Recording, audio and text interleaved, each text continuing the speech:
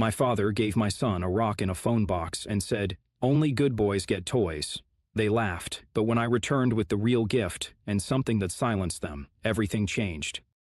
The man who used to be my father gave my son a rock inside an iPhone box for his birthday and said, "Only good boys get toys." Everyone laughed, but 30 minutes later, there was silence. When I said, "Go on, open it, buddy," Dad's voice rang out with exaggerated cheer as he slid the white apple box across the table toward my son Max.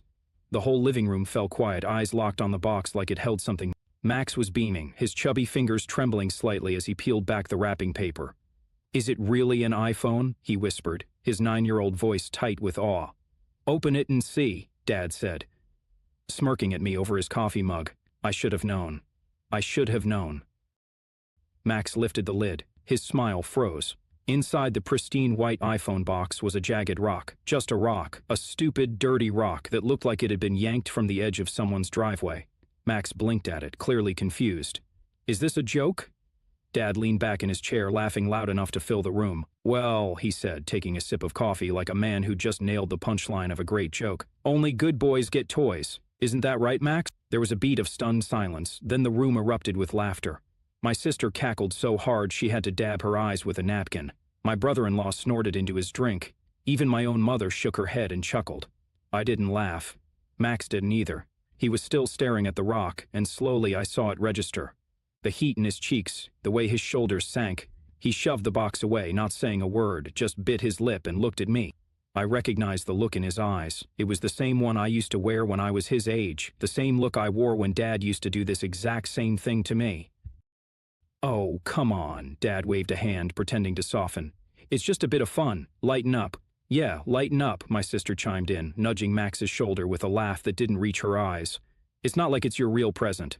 My jaw clenched because I knew there wasn't a real present. This was it, the grand gesture, a rock in an iPhone box and a punchline at a kid's expense. "Wow," I said quietly.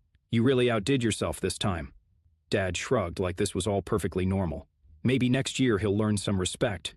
Then we'll see about the iPhone, huh?" That was it. That was the moment something shifted in me. I glanced at Max again, his head down, eyes wet but refusing to cry, and I felt something boiling low in my chest, something that had been building for years. No more. I looked around the room at my smug father, at the relatives giggling behind their wine glasses, at the people who watched a kid get humiliated and thought it was entertainment. They didn't know what was coming, but they would. Oh, they definitely would. And 30 minutes later, they weren't laughing anymore. I wish I could say this was new, that my father humiliating a child, my child, was some strange anomaly. But no, this was vintage Dad, same routine, different generation. You see, growing up he never hit me. No, he was far too proud for that. His abuse wore a suit and tie. It came with sarcasm dressed up as fatherly wisdom, shame wrapped in tradition, and love that always came with a price tag. "You're not like your brother," he'd say when I brought home a B instead of an A. "He's sharp. You try. That counts for something." I spent years trying to earn his approval, got a scholarship, took on 3 jobs, built a company from scratch, and still, he called me lucky instead of smart, decent instead of driven. Every Christmas, every birthday, every family gathering was a chance for him to remind me that no matter what I achieved, I was still the disappointment of the family. And when I had Max, that should have changed things. It didn't. My dad barely acknowledged him, never remembered his birthday, never asked how he was doing in school. And when he did speak to him, it was always some backhanded remark. "Don't you think it's time to toughen him up?" he said once, when Max cried over a scraped knee. "You cuddle him too much." Cuddle? I was raising my son not to become him, and that was apparently a crime. So when he handed Max a rock in an iPhone box and laughed in his face, something inside me snapped. "You know," I said, standing up slowly, "it's funny because you've spent your whole life convincing people you're the strong one, the patriarch, the backbone of this family. But really, all you've ever been is a coward in a cardigan." The laughter stopped. My mom's eyes widened. My sister choked on her wine. Dad leaned back in his chair, squinting at me like I was a child throwing a tantrum. "Watch your mouth." "No, you watch yours," I said, stepping forward. "You just humiliated my son in front of the entire family. And for what? A laugh? A little moment of control to feel like a man again? I was joking, for God's sake." "You weren't joking. You were performing, like always. You do this every time. You find someone weaker, someone younger, someone who trusts you, and you crush them with a smile on your face." Max was still quiet, his little hand gripping the side of his chair. I looked at him, then turned back to the room. "You all saw it, every single one of you. And you laughed." Silence. I smiled, but there was nothing kind in it. You want to know what's really funny? I actually brought him an iPhone, the real one. It's in the car. I wanted Dad to have his moment, so I waited. Gasps rippled through the room. That's right. I was going to let him hand it over, thought maybe, just maybe, he'd finally act like a grandfather. I turned to my sister. But you laughed, Emily. You laughed like it was a comedy show. You, the therapist. You should know better. My brother-in-law shifted uncomfortably. He always stayed out of things, neutral like Switzerland, but tonight the air was too thick even for him. My mom tried to cut in. Can we not do this now? It's Max's birthday. Exactly, I snapped. And you all ruined it. I walked out, not even grabbing my coat, just headed to the car, pulled out the actual iPhone box, and walked back in. I handed it to Max. This is for you. From me. Because you are a good boy, and don't let anyone, tell you otherwise. He blinked up at me. Thanks, Dad. His voice cracked on the last word, and I nearly broke right there. Then I turned to the room. You had your show, now it's my turn. I pulled out the envelope from my back pocket and dropped it on the table. What's this? Dad asked, eyeing it like it was a bomb. It's the updated power of attorney paperwork. You're not on it anymore.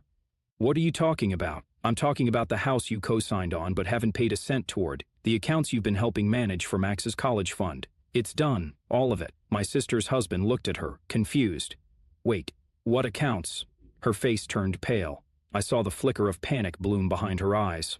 Yeah, I said. Maybe someone should have told you. Guess who's been dipping into the family trust behind your back? Be quiet, Emily hissed. No, I said, calm and deadly. You be quiet. The room was no longer laughing, and I was just getting started. Dad's hand hovered over the envelope like it was radioactive. His jaw clenched, but he didn't open it because, deep down, he knew. He always knows when he's caught. You're making a mistake, he said through gritted teeth. This isn't how families solve problems. No, I replied, ice cold. This is how men solve problems when their family treats their child like garbage. I turned to Emily. Let's talk about that emergency withdrawal from Max's college fund. You told the bank you had my authorization. She froze. I needed it for Ellie's therapy. No, you needed it for your Bali yoga retreat. You posted the whole thing on Instagram. Healing my inner child on the beach. Cute caption. Paid for by my actual child's education. Her husband shot up from the couch. Wait, you took money from Max's account? She tried to speak, but I didn't give her the chance. $2,200, gone. You forged my signature and claimed it was approved. I have the bank report. The teller even remembered you said you smiled the whole time. You're overreacting, she barked, voice cracking. It's not like I drained it. You stole from my kid. Don't stand there and act like it was a misunderstanding. Now Mom tried to step in, eyes glistening with manufactured tears. This is getting out of hand. No, Mom, what's out of hand is the fact that Dad has been using Max's social security number to open credit lines since he was 5. The silence was deafening. Even Emily sat down. My mother looked at my father. What is he talking about? I dropped a manila folder on the table. 3 credit cards, all with small limits, all maxed, all opened under Max's name with his social security number and your address. Dad's face went ghost frame. You can't prove that. Already did. The bank was very helpful when they realized it was a minor's identity being used. You're going to get a nice letter soon. Might want to clear your schedule. I raised you, he said, low and shaky, and I trusted you, I snapped. But you used my son to protect your pathetic credit score. You played grandfather of the year while financially strangling a 9-year-old. Mom sat down hard in her chair. You've gone too far. No, I said, voice like steel. You all did. Years of silent dinners, where I was the butt of the joke. Years of being not as smart as Emily, or not as charming as Dad. Years of paying for Christmas gifts you took credit for, covering tuition for a niece who called me boring behind my back, paying your property taxes just so you could go on cruises. I turned to everyone, and I did it. I did everything, not because you deserved it, but because I hoped just once you'd see me. You'd look at Max and think, he's better than we were. But instead, you pulled him into the same toxic spiral I grew up in. Dad finally exploded. You selfish, bitter little man. You want to destroy this family because of a stupid rock in a box? I laughed. It wasn't pretty. It was feral. No, I'm destroying the illusion. This family was broken a long time ago. I'm just turning the lights on. I pulled out my phone. What are you doing now? Mom asked, already panicked. Sending a copy of this folder to the attorney I hired last week, also CCing the fraud division of the bank. Oh, and Child Protective Services, just in case someone needs to ask why my kid's identity was being exploited. Emily shot up again. You're insane. I looked right at her. No, I'm just done. Max stood next to me now, the real iPhone in his hand, still unopened. He reached up and took my hand. "Can we go, Dad?" I almost broke. "I'm not your punching bag. I'm not your backup wallet. And I'm not your scapegoat. I'm his father, and that's the only title I care about." And we left. The door shut behind us with a dull thud, the silence inside that house probably still ringing. But out in the driveway, under the cold gray sky, my son looked up at me and said something I'll never forget. "I'm glad you're my dad." It didn't take long for the fallout to begin. The very next morning, I got a text from my sister. "You went too far. Dad's furious. Mom hasn't stopped crying." I didn't reply. By noon, my inbox pinged. It was from the fraud department. The investigation was officially open. By 3 o'clock in the afternoon, I got a call from a number I didn't recognize. "Mr. Turner, this is Detective Amanda Ross with the Financial Crimes Division. We'd like to schedule a formal statement regarding the identity theft of your son." Boom. They thought I'd simmer down. They thought I'd let it slide, but no. This time, I wasn't swallowing the pain.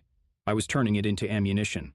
Within 48 hours, I'd filed a police report and submitted every single document I had, the bank statements tied to Max's social security number, screenshots of the forged withdrawal from his college fund, video footage from the birthday party showing exactly what happened when my father humiliated him. They laughed at a child. They stole from him. And now? Now we were going to court. The family silence lasted about a week. Then Mom called. I let it go to voicemail. Her voice was frantic, her words tumbling over each other like she was trying to outrun the truth. "Honey, please. Let's just fix this internally. Family doesn't go to court over mistakes. Your father's not well. Emily's a mess. Just come over, let's talk." I didn't even finish listening. That Sunday, I got a formal letter from a lawyer. They were threatening to countersue for defamation of character. The audacity almost made me laugh. You can't defame someone who just handed a rock to his grandson and told him he wasn't good enough. I called my own lawyer immediately. "Let them try," she said. "We have enough evidence to crush them in open court." Crush was an understatement. The trial was scheduled for mid-June. Civil court, fraud, identity theft, misuse of a minor's information. But I wasn't just after justice. I wanted the truth on public record. The first court day was packed. Emily looked like a ghost. Dad showed up in his best blazer, still trying to control the narrative with a forced calm. Mom wore sunglasses indoors. Classic drama. Their lawyer tried to paint it as a family misunderstanding. "Mr. Turner," he said with a smile, "don't you think this has gone too far?" I leaned forward, my voice clear, cold, deadly. My son's name and future were used like currency by people who laughed in his face. "You're right, it has gone too far. That's why I'm here." The judge nodded. "Let's proceed." We did, and it was glorious. Day 2, my lawyer presented the financial evidence. Day 3, the banker who handled the forged withdrawal testified. Day 4, surveillance footage showed Emily entering the bank, signing my name and smiling. She tried to claim I had verbal permission. I had audio recordings proving otherwise. She folded on the stand, tried to cry. The judge wasn't impressed. And then came Dad's moment under oath. They asked, "Did you open credit cards using your grandson's information?" He hesitated then. "I don't recall." Wrong answer, because the bank had already confirmed his phone number was used during the verification calls. His signature matched, his address, and then I dropped the bombshell. A recorded voicemail he left me just 3 weeks earlier. "It's just some cards, for God's sake. He's a kid. He's not going to use the credit." What's the big deal? The courtroom was silent. Even my mother looked like she wanted the floor to swallow her whole. The final ruling, Emily was ordered to repay $2,200 to Max's college fund plus fines. My father was fined, placed under investigation for elder fraud on top of identity theft, and the judge recommended the case be forwarded to the DA. I was awarded $25,000 in damages. But more importantly, the court sealed Max's credit. He was safe, and the courtroom saw who my family really was. As we walked out of the courthouse, Emily chased me down the steps. "You've destroyed this family," she hissed. "Do you realize what you've done?" I turned to her, calm, still powerful. "No, you destroyed it. I just exposed the rubble." She didn't respond, just stood there, blinking like a light about to go out. Max looked up at me. "Are we done, Dad?" I smiled. "Almost, but just one last thing." I took him to the Apple store that night, let him pick out his own AirPods and a case. "It's not about the stuff," he whispered as we walked out. "I know," I said, putting my arm around him. "It's about respect. You called me a loser. Now you call me the only one who can save you." It had been 3 months since the courtroom fallout. I thought it would be quiet after that, peaceful, a new beginning. I was wrong. At first, things were calm. I focused on Max, on building a real life. I set up a new college fund under lock and key, took him to Aikido, started reading with him every night. He laughed more. The tension in his shoulders, the one I knew all too well from my own childhood, was gone. But ghosts have a way of clawing back. The first crack came from my mother. She called at 6 o'clock in the morning. I saw her name flash across my screen and immediately knew something was wrong. I picked up. "Your father's in the hospital," she said, voice trembling. "Heart attack. They say he needs a procedure. We can't afford it. The court took too much. Please, he's asking for you, for Max." I said nothing. "He regrets it," she whispered. "Please, just come see him." I hung up. And I didn't go. A week later, I received a letter from my aunt, one of the few relatives who had stayed out of the mess. Inside was a clipping from the local newspaper. Longtime councilman Richard Turner, hospitalized after cardiac complications. Family now struggling financially after recent legal issues. Below was a GoFundMe link. Goal, $40,000. Top comment. Hope the son finds it in his heart to forgive. Donation from Emily Turner, $10. I hope he gets a second chance as a father, as a grandfather. Pathetic. Days later, another call, unknown number. My father. I didn't plan to answer, but curiosity, or maybe closure, made me swipe. "Hey, son." The voice was frail, broken. "I don't sleep anymore. I think about it. About what I did to Max. The rock. The way I looked in his eyes. I thought I was being funny. Turns out, I was being cruel. Just like I've always been." I took a breath.